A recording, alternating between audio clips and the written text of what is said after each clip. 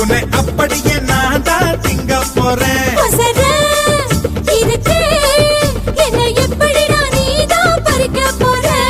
அணிலாக மாறினான், அழகாக தாவினான், அங்கங்க உன்னை